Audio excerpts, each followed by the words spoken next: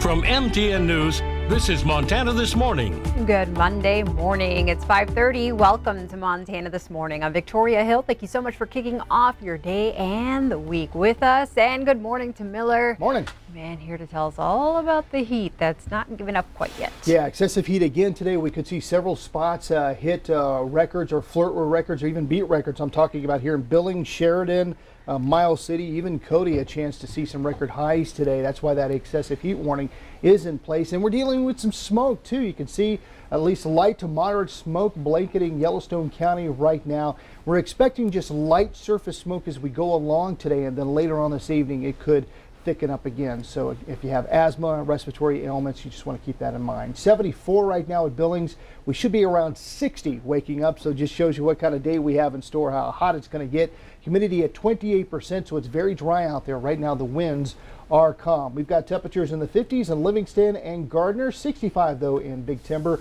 Over in Huntley we're at 70, 66 in Hardin. Down in Cali we're at 68. A lot of triple digits across the board today. Today should be our hottest day of the week. As we move forward, a bit of a cold front coming through. Now, don't get excited. It's just going to bring our temperatures down into the 90s. So we're still going to be well above average where we should be. But hopefully those triple digits will go away. We'll go with a high today of 105 here in Billings. If we hit that, that would tie the record way on back in 1960. And that should be, or this today should be, the last day we flirt with any record highs here in the Magic City this week. Oh, man. Yes. Hopefully for the rest of this summer. Let's just say that. Let's just hope for that, right? I had a question about winter at church yesterday, and I did say now, what happens in the summer really doesn't dictate what happens in the winter. But my gut feeling, and I told my wife this a couple weeks ago, it's so hot here that nature has a way of balancing itself out. So I'm thinking maybe a colder and wetter winter. Well, the Climate Prediction Center came out last week thinking, yes, we have a good chance of having a colder and wetter winter this year. So we'll see if it balances out. I just wish it balanced out in the present time and not I'll make go a from few one calls extreme to the other. I'll see what I can do. All right, Miller. All right. Well, thank you for that update. Okay. I'll get on to news. Our top story this Monday morning, the smell of smoke was a constant reminder all weekend long that fire season continues to take a toll on our local communities. This comes as we prepare for an even hotter day today. The Buffalo Fire near Huntley has burned 300 acres and was 50% contained as of Sunday night.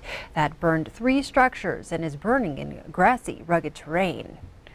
It was, really scary there for a day or so, and now we're in patrol status, so things have definitely calmed down. It looks like the temperatures will drop a bit come Tuesday, but it's still very hot.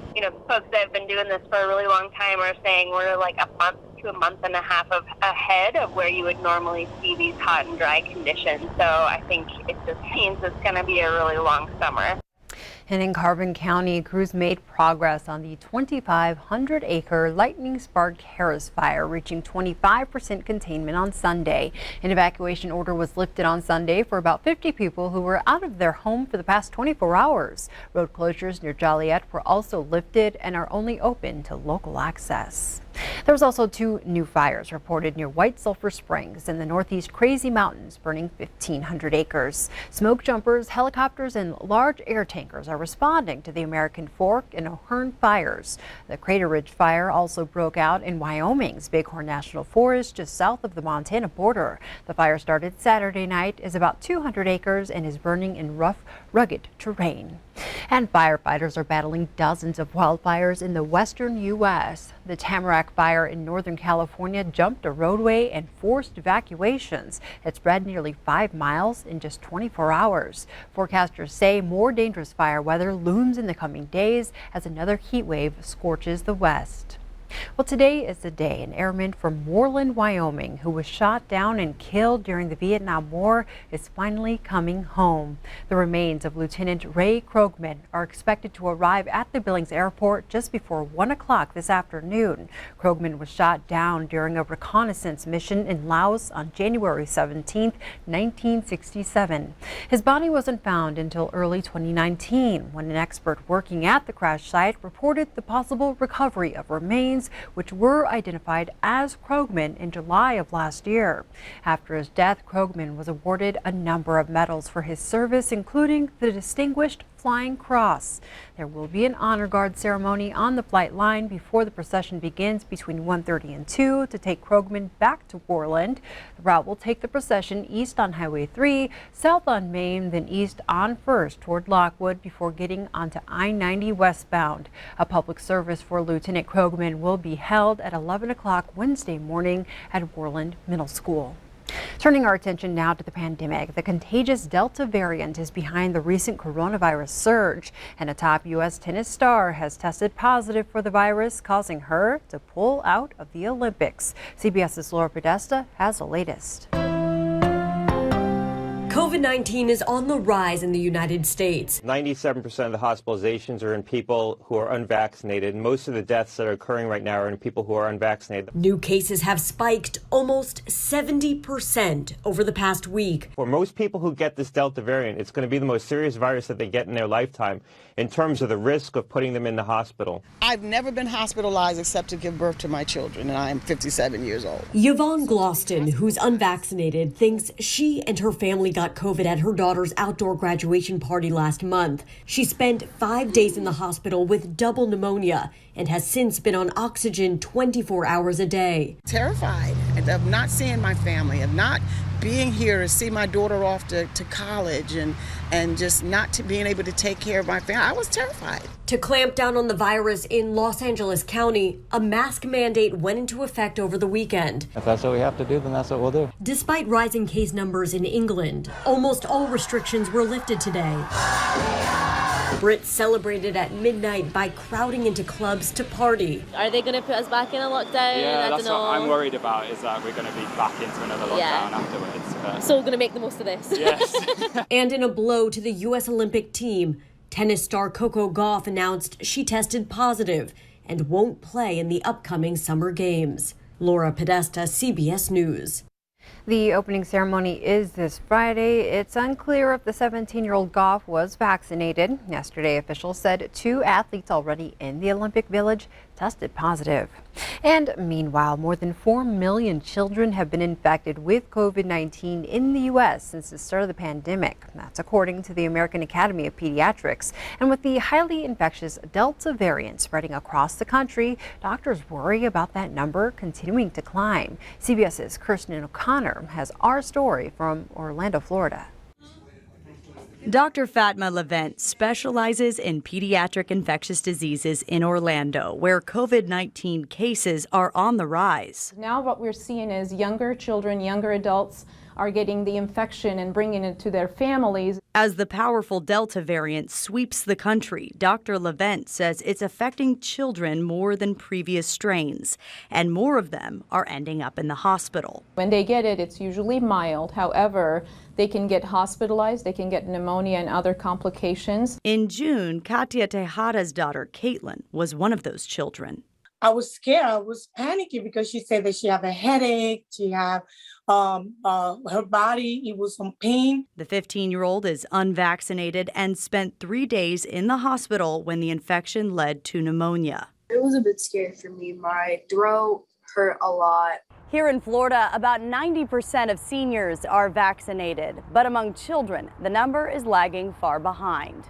Only about 30% of kids between 12 and 17 have had their shots, slightly below the national average. Mississippi's rate is just 12%, the lowest in the nation. In this phase of the pandemic, there's really 2 life choices. It's to vaccinate or you're going to get COVID. As a mother of 3 teenagers, Dr. Levent is taking no chances. I really want to protect my children, and I can proudly say that all my 3 children are fully vaccinated. Caitlin thinks she was infected at a party where people were unmasked. She's on the mend now, and the family plans to be much more cautious in the future. Kirsten O'Connor, CBS News, Orlando, Florida. The American Academy of Pediatrics says severe COVID is still rare among children, but more research is needed on the possible long-term effects of the virus. In other news, panic at a Washington Nationals game over the weekend when a shooting near the ballpark entrance sent many in the crowd running for cover. As Laura Podesta explains, violence in our nation's capital didn't end there. A 6-year-old girl was also killed. Nia Courtney, just 6 years old, was riding a scooter Friday night when she was killed by a drive-by shooter. Police released video of this sedan where you can see someone firing out a window.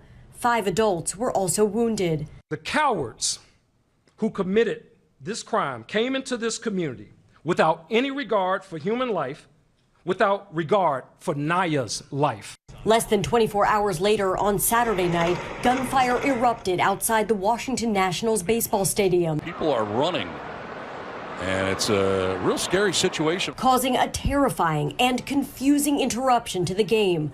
Players rushed to their families. Many believe the shooter was somewhere inside the ballpark. We start leaving, and then we hear another bang. We're near the center field gate, and more people just start running out. Police say 3 people outside the stadium were wounded in the shooting. Investigators are still searching for suspects. Washington, D.C.'s rise in violence during the pandemic was most palpable in this post-game interview with 8-year-old Ferris Nunn. It was my second shooting, so I was kind of prepared because I always am expecting something to happen. Earlier this month, D.C. passed 100 homicides for the year, the fastest it's reached that grim milestone since 2003. Laura Podesta, CBS News. And Saturday's game was suspended following those gunshots. It resumed on Sunday with the Nationals beating the San Diego Padres 8-7. In a tweet, the Nationals thanked fans for staying calm and helping one another. Now closer to home, interest in a Great Falls cold case is going international. MTN's Tim McGonigal has a story. What we did find is he did have 5 children. From the New York Times to CBS News, Inside Edition to NPR, the closure of a 1956 cold case involving 2 Great Falls teens garnered plenty of media attention. And it's not just making news in the United States. An Irish-produced series called Bloodline Detectives has picked up the story. Bloodline Detectives is a series hosted by Nancy Grace, primarily a cold case that have been solved using genetic genealogy. The sheriff's office believes Kenneth Gould is the most likely suspect in the murder of 18-year-old Dwayne Bogle and the murder and rape of 16-year-old Patricia Kalitsky. A preserved vaginal swab taken from Kalitsky's body eventually led to Gould through the use of genetic genealogy. All they need to do, if the individual is dead, they can go to family members like mother, father, brother, sister, and ascertain a familial link to the murderer. It is a game changer for law enforcement. Recently, Malofsky was in Great Falls to interview key figures in the investigation, including Sheriff Jesse Slaughter, Sergeant John Cadner, and retired Detective Phil Madison.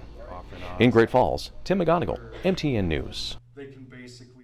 Thank you so much for starting your day with us here on Montana This Morning.